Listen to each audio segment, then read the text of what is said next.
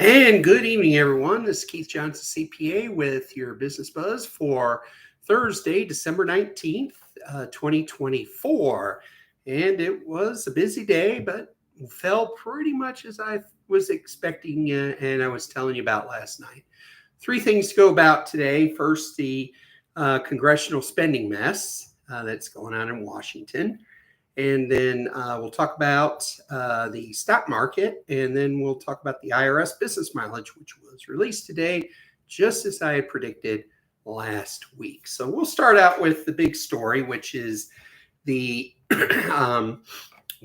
current mess, which is trying to get the spending limits or continuing resolution or omnibus bill passed through Congress. I'm recording this at about 8 o'clock on December 19th. So we have about 28 hours for a bill to be passed and signed into law before the government goes into a partial shutdown. So a lot had happened in roughly 24 hours prior to since our last recording. So basically, this is what happened. Last night, after I produced this, the President-elect Trump, Elon Musk, totally condemned the bill because it catered too much to Democratic spending priorities, which I'll be honest, they're not wrong about that. So what happened was they pulled that bill off the floor and started. There's Chrissy, Christmas, just wanted to make an appearance here. So anyway, what happened was the bill was pulled off the floor. So this morning, wee hours early this morning, a new bill came up with the Trump camp, along with the people, some of the more conservative Republicans, and they worked out a bill with the speaker that basically would extend the bill, the spending until next March. But what it would do is it would take a lot of that pork out. It would still allocate $115 billion for farm and disaster aid, which everybody would probably agree is needed. But here's the kicker that killed, I think, the momentum, and that was the desire by President Trump to suspend the debt limit for 2 years, with the thinking that he didn't want to go into office, clean all the messes up, and have this hanging over his head. I understand that. But the problem is, it's I think everybody's, or at least on the conservative side, their first priority is to balance the budget, get the spending under control so we don't rack up all this debt. Now, ideally, they kick it down the road and they don't do anything to fix it. And having the debt ceiling removed did happen under the Obama administration, where it was basically eliminated for 3 years and it was unlimited spending. Personally, I don't like it. I think, we would like it in our world if we had no credit card limit.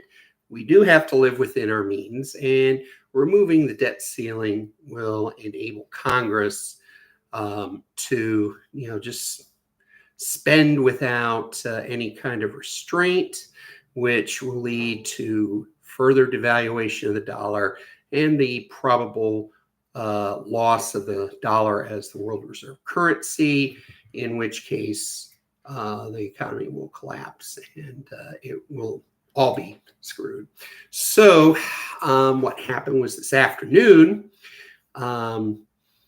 the majority whip polled, whose job it is to poll and to get the Republicans, in this case, because they are the majority, to vote for the bills that the Republicans put out, found that about 3 dozen Republican legislators, congressmen and women, weren't in favor of this. I mean, I think a lot of it is the fact that they had their pet projects killed. And I think in the case of some of the budget hawks, the removal of the debt ceiling was a killer too. I think if I was in that shoes, if I was a member of Congress, I'd vote no because of the fact that the debt ceiling was to be abolished. So I kind of like that idea about about the bill being done. And then also another thing too, the both in the current or lame duck administration or session of Congress and the new session of Congress, which will be coming in a couple of weeks, the problem is the Republicans have a very small majority.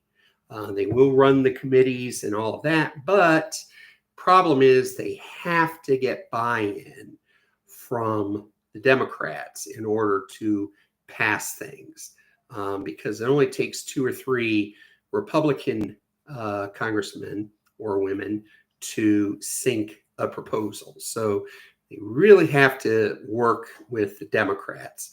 Now, what I was reading all day is that Speaker Mike Johnson is kind of in a tenuous position. I think if the government goes into shutdown, his hold over Congress will be in jeopardy. I think I could see him being voted out when the new Congress convenes. The only problem with that is, again, you're going back to the fact that the Republicans only have a couple of seats majority, and there's several factions to it. So I don't know if he really can be voted out, because then if that's the case, then the Democrats could put current House Minority Leader Hakeem Jeffries in, and it would go to pot. He would become the Speaker of the House, even though the Republicans control it. So, yeah, it's going to be an interesting battle over the next couple of days. How do I feel about all this? I'll be honest. I did like the fact that the bill was shot down. If we go into a partial shutdown, it's not the same as the debt limit being crossed. They can survive with the shutdown. You'll still get your Social Security. You will still have our soldiers protecting us. Now, the IRS will shut down if that's the case starting Monday, and that could be a little fun for everyone, because there was like a 35-day shutdown back in 2017, and as a result, the IRS was backed up for months. So we don't want that. Speaking of the IRS, as we said right here last week, the IRS did issue the business mileage allowance for 2025 today. Came in a little more generous than I thought. If you recall, I had projected 69 cents, an increase of 2 cents over the 24 cent or 2024 limit of 67 cents, but it comes out to an even 70 cents a mile. So what that means is starting January 1st of 25, you can, like if you're a sales rep or somebody that works on Schedule C or something like that, what we do is we can deduct 70 cents of every business mile driven, for different purposes, as long as you're not commuting. So if you're commuting, that mileage doesn't count. But once you're at your job and then you go around, yeah, it does count. So yay to that. And then finally, the stock market barely broke its 10-day losing streak, longest going back to 1974. It eked out just a fraction gain of 15 points, 1-5, not 1,500, 15, or a 0.04% gain. But it was enough to make it positive territory and this break the 10-day streak. Actually looking at the futures just before I came on here, they were trending lower across all markets. They were looking at about losing about 90 points. So it is going to go to a probably a down size on the opening bell tomorrow at 9:30. So that'll be it for today. If you have any questions, just give us give us a contact. Please subscribe. Please like us, and we will see you tomorrow. Thanks, and have a good night.